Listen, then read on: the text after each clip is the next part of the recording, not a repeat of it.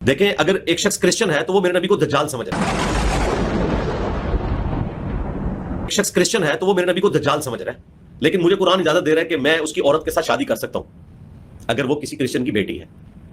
سورۃ المائدہ کی آیت نمبر 5 میں کس عورت کے ساتھ جو میرے نبی کو دجال سمجھتی ہے، اور اللہ مجھے اجازت دے رہا ہے کہ ان کی عورتوں سے تم نکاح کر سکتے ہو. اب جذباتی اعتبار سے دیکھا جائے تو اللہ تعالیٰ کے ساتھ کیا علماء ٹکر لیں گے؟ نہیں، اللہ تعالیٰ نے ان کو بینیفٹ دیا کہ آسمانی مذہب کے ماننے والے ہیں. اس دور میں ہوتا تو کوڑے پڑتے اس پر. ابھی تو جیل میں گیا نا، کچھ کہنے پر جیل میں اس کو پٹتا ہے، مارا جاتا وہ. صحابہ، ہم نے پہلے سے ہی یہ بات کہی ہے کہ ہم صحابہ کو روافظ کی طرح، جیسے روافظ اپنے ائمہ کو معصوم مانتے ہیں، ہم صحابہ کو معصوم نہیں مانتے کہ ان سے کوئی غلطی سرزد نہیں ہو سکتی ہے. صحابہ سے غلطی بھی سرزد ہو سکتی ہے، ان سے اجتہادی خطا بھی ہو سکتی ہے، ان سے گناہ بھی ہو سکتا ہے، صغیرہ گناہ بھی ہو سکتا ہے، کبیرہ گناہ بھی ہو سکتا ہے.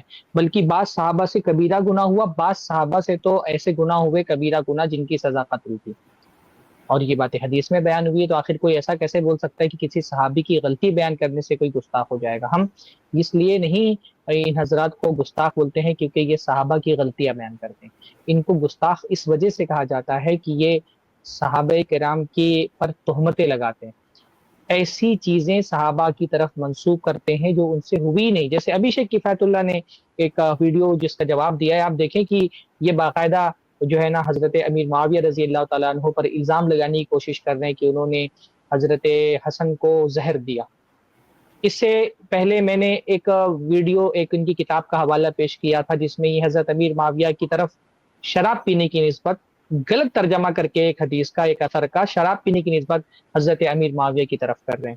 ایسی بے شمار قسم کی مثالیں آپ کو دی جا سکتی ہیں جس میں یہ باقاعدہ تہمت لگا رہے ہیں، یعنی ایک غلطی اور ایک گناہ جو کسی صحابی سے نہیں ثابت تھی، باقاعدہ اس کو جھوٹ بول کر کے، تحریف کر کے اس کو صحابی کی طرف منسوب کر رہے ہیں. اس کی کچھ مثالیں تو ہم اس سے پہلے بھی دے چکے ہیں. دوسری بات یہ ہے کہ اگر مان لیں کہ کسی صحابی سے کوئی اجتہادی غلطی سرزد بھی ہو گئی ہے، تو اگر کہیں پر حکمت ہے، مصلحت ہے اس غلطی کو بیان کرنے میں، اور کوئی بیان کر رہا ہے تو یہ بات تسلیم کی جا سکتی ہے کہ ٹھیک ہے، یہاں پر اس غلطی کو بیان کرنے کے پیچھے ہی حکمت تھی، اس وجہ سے اس غلطی کو بیان کر دیا. لیکن کوئی آدمی اپنا منہج یہ بنا لے کہ میں ڈھونڈ ڈھونڈ کر کے حدیثوں سے اور صحابہ کرام کی غلطیاں نکالوں گا اور ان غلطیوں کو لوگوں پہ پیش کروں گا، اور پیش کرنے کا انداز بھی تحقیر والا ہوگا. ابھی میں نے کل ایک ویڈیو دیکھا، اللہ جو فتح مکہ کے بعد بعض صحابہ کرام انصار کے اللہ کے نبی صلی اللہ علیہ وسلم کی محبت میں اللہ کے نبی کے پاس آئے، اور ان کو یہ ڈر تھا کہ کہیں اللہ کے نبی صلی اللہ علیہ وسلم اپنے لوگوں سے مل گئے ہیں تو ایسا نہ ہو کہ اللہ کے نبی مکہ ہی میں رہنے لگے اور مدینہ کی رہائش چھوڑ دیں. یہ خبیث جو ہے نا اس میں ہو رہا ہے کہ انصار کے کچھ لونڈے لپاڑے، میں بھی وہ ویڈیو دوں گا آپ کو، آپ اس کو لگائیے گا سید بھائی. کیا بول رہی ہے؟ انصار کی کچھ لونڈے لپاڑے، یہ زبان ہے؟ یہ حدیث میں کیا لونڈے لپاڑے کا لفظ آیا ہے؟ وہ کوئی عام لوگ تھے؟ ہاں آپ بتائیے، آپ اپنے بارے میں یہ جملہ پسند کریں گے کہ آپ کوئی لونڈے لپاڑے بولے؟ وہ صحابہ کے بارے میں کہہ رہا ہے کہ انصار کے کچھ لونڈے لپاڑے آئے اور اللہ کے نبی صلی اللہ علیہ وسلم نے ان کو پھر کیا ٹائٹ کیا، کیا کیا. مطلب جو لہجہ ہے نا، غلطی ایک تو انٹینشن آدمی کا، کہ ایک آدمی جان بوجھ کر کے صحابہ کی غلطیاں تلاش ہی کر رہا ہے تاکہ ان کی شبیہ کو مجروح کیا جائے، لوگوں کی نظروں میں ان کی وقت گرائی جائے، ان کی امیج کو خراب کیا جائے. اور ایک بندہ وہ ہے جو کسی حکمت کے تحت، کوئی صحابی سے غلطی سرزد ہوئی اور حکمت کے تحت اس کو بیان کر دے رہے لوگوں، اس کے بیان کے پیچھے کوئی ایک وجہ ہے. تو دونوں میں کیا فرق نہیں ہونا چاہیے؟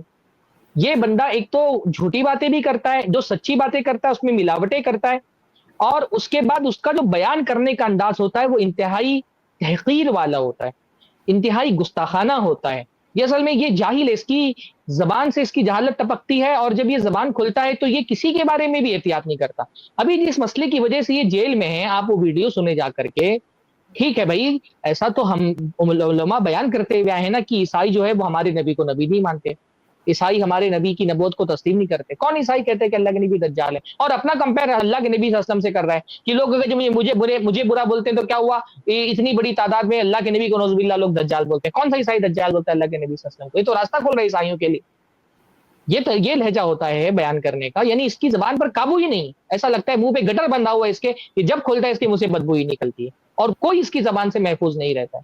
تو یہ جو لویہ ہے نا، صحابہ کی غلطیاں بیان کر کے ان کی شبیہ کو متاثر کرنے کا، صحابہ پر تہمتیں لگانے کا، اور جو چیزیں ثابت بھی ہے صحابہ کے بارے میں اس کو گستاخانہ انداز میں بیان کرنے کا، یہ اس رویے کی وجہ سے ہم کہتے ہیں کہ یہ گستاخ ہے. ورنہ صحابہ سے جو اجتہادی خطائی ہوئی ہے، بلکہ جو ان سے گناہ سرزد ہوا ہے، ان سے جو غلطیاں ہو گئی ہیں، آپ دیکھیں گے کہ وہ تو خود ہمارے جو ہے نا اہل علم اس کو اپنی کتابوں میں ذکر کرتے رہے ہیں. اچھا، اس میں ایک چیز اور سمجھنے کے لیے ایڈ کر لیجیے، جیسے غلطی تو ہر ایک کے پاس موجود، چاہے صحابی کے پاس بھی، غیر صحابی کے پاس.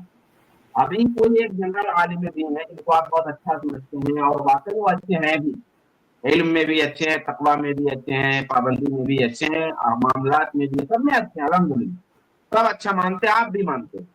لیکن اب ایسا تو نہیں ہو سکتا نا کہ ان سے کوئی غلطی نہیں ہوئی ہوگی. اب مان لیجیے 50 سال کی ان کی عمر ہے، اور 50 سال کی ان کی عمر میں 50 غلطیاں تو مل ہی جائیں گی.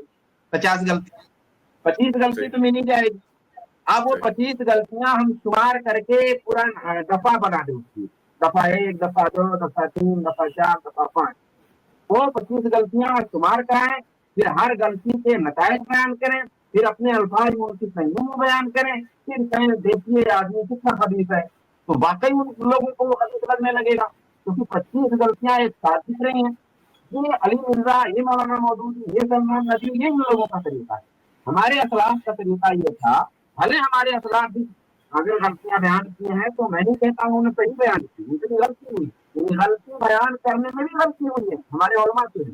لیکن ان کی کیا غلطی ہے کہ انہوں نے کبھی کوئی ضمن کوئی بات کہی، ایک لائن کہیں کہی تھی، ایک چھوٹی سی بات پوری کتاب میں کہیں ایک چھوٹی سی بات آ گئی، آدمی نے پوری کتاب پڑھی، ایک چھوٹی سی بات پہ نظر گئی، اس کا دھیان ادھر نہیں گیا.